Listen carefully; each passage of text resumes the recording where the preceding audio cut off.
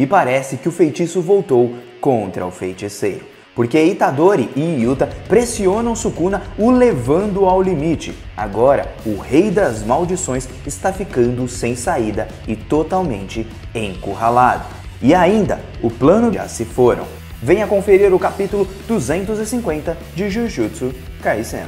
E aí galera do canal do Mano Joe, como vocês estão? Espero que todos estejam muito bem. E hoje para mais um vídeo de Jujutsu Kaisen e eu ainda acredito que eles têm uma carta na manga que será revelada em breve. E tudo isso tem conexão com o que eles fizeram com os corpos daqueles que já se foram, como o do próprio Gojo, Hajime, entre outras pessoas que morreram durante esse arco. E se você quiser entender essa teoria, assim como também saber um pouquinho mais sobre o capítulo 250, confere aqui. Já agradeço, vamos pro vídeo.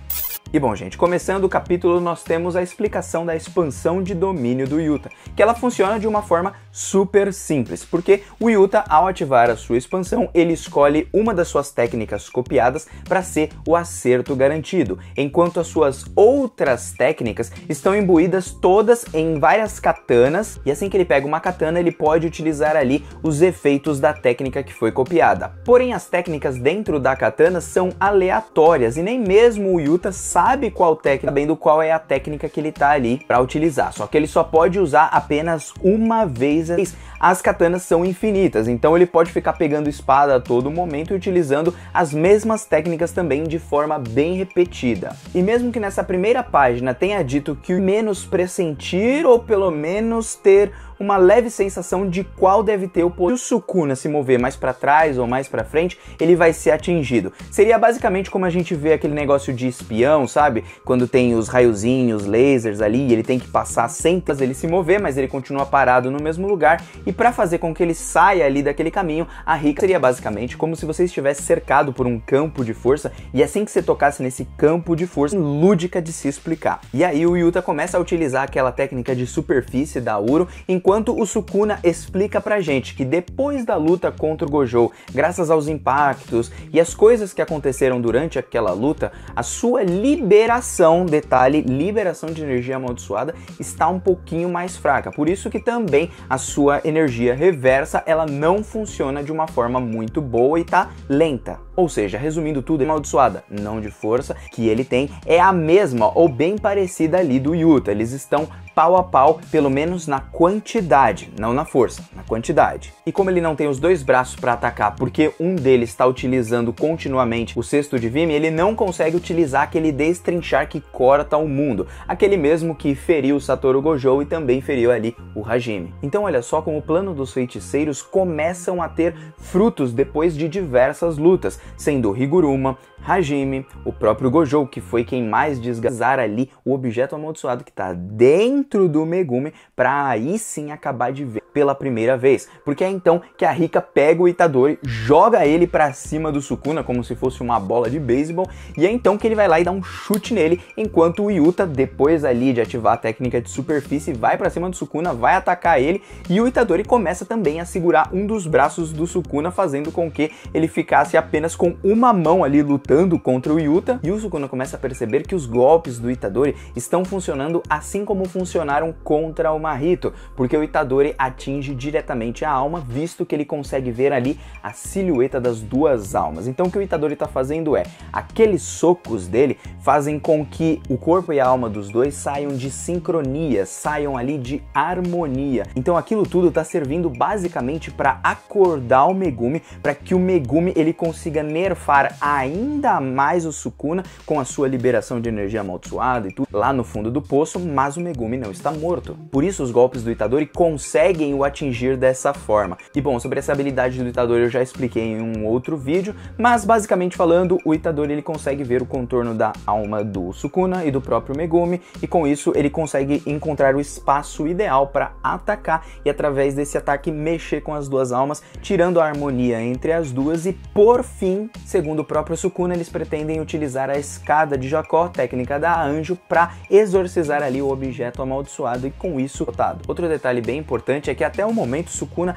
mesmo sabendo de todo o plano deles, ele ainda imagina que ele vai dar conta de tudo. Você percebe no modo dele agir, mas ao final do capítulo parece que a coisa vai complicar um pouquinho mais e finalmente a fala amaldiçoada e fala pro Sukuna não se mover. E olha só, depois de falar isso, ele vai atacar o Sukuna com aquela técnica da superfície. Assim o Sukuna não consegue ferir o Itadori e ao mesmo tempo ele joga o Sukuna pra longe com a técnica da Uro Takaku. E aí então uma pedra junto com a mão ali da Rika, ou então as duas mãos juntas, porque não deu pra entender exatamente ali no desenho, acabam batendo no Sukuna. O Sukuna tá lá se defendendo sempre e depois ela dá uma porretada jogando o Sukuna no chão. Ele acaba saindo ali, o Yuta e o Itadori vão correndo ali atrás do Sukuna e tal, só que aí o Sukuna utiliza ali mais uma vez o destrinchar e atinge os dois. A Rika volta a aparecer, tenta dar um soco no Sukuna, só que aí com uma mão ele segura, com o seu pé ele dá um chute e nisso ele vai lá e corta as mãos ali da Rika.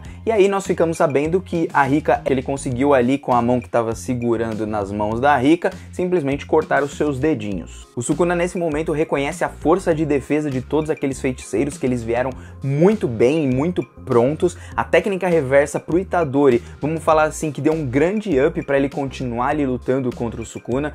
Anteriormente falando, ele ficaria apenas de escanteio, tá indo direto pro Sukuna e não pro Itadori. Lembrando que em uma expansão de domínio, todos são atingidos pelo acerto garantido, exceto o próprio portador. Só que foi feita de uma forma Yuta, a gente trapaceou. Agora, trapaceou por quê? Porque exatamente você disse nesse estado atual. Por isso que o próprio Yuta fala assim, ó, se fosse antes a gente não ia ter nem como usar a técnica de reversão, porque ele já nos mataria em um instante. E mais uma vez eles vão pra cima, os três de uma vez em cima do Sukuna, e essa luta tá muito bem coreografada, pelo menos eu gostei bastante.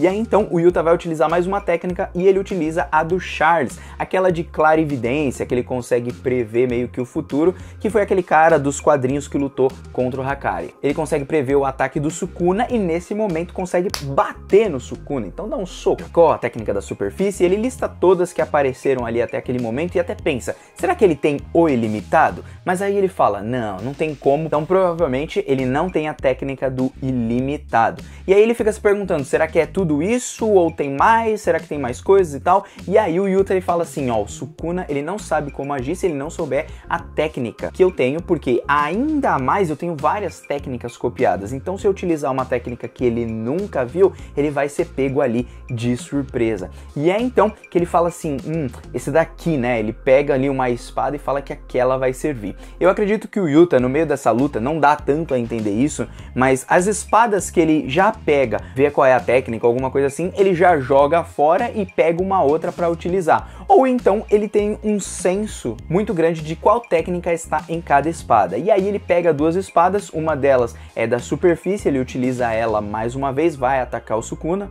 E depois de chegar bem perto dele e com a sua espada tocar no Sukuna, ele utiliza o filetar, ou seja, o próprio clivar em cima do Sukuna, utilizando o feitiço contra o próprio feiticeiro. É ali que a gente termina o capítulo e daí que vem a grande ideia. O que está acontecendo com os cadáveres, os corpos daqueles que foram mortos, como o Satoru Gojo, o Higuruma, o Hajime, entre outras pessoas que podem ter morrido. O que acontece? Talvez todas essas pessoas, elas tenham passado suas técnicas pro Yuta, através da Rika comendo ali uns pedacinhos, né, como a gente sabe que ele as copia, e assim ele pode utilizar a técnica de cada um, até mesmo daqueles que foram mortos dentro do campo de batalha. Então é bem possível que os corpos mortos, aqueles que o pessoal sumia com eles, simplesmente foram trazidos para o Yuta, para quando ele chegasse no campo de batalha, tivesse a habilidade de cada uma dessas pessoas. Talvez não do Higuruma, porque, vamos dizer assim, foi bem no momento da troca de adversários, mas é bem possível que o Hajime e o Satoru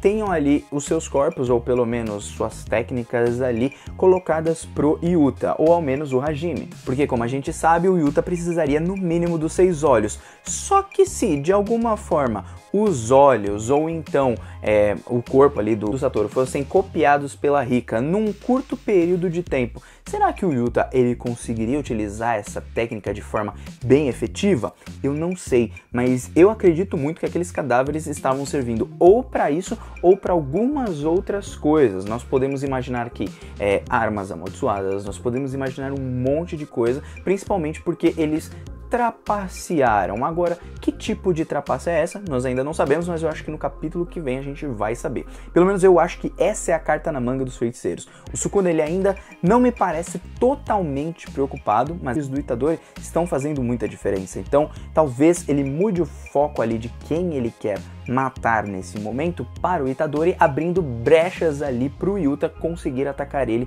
mais uma vez, utilizar a escada de Jacó e assim, né, acabar com o objeto amaldiçoado parado. Ele ainda tem um corpo ali dentro dele e o corpo é de Tengen.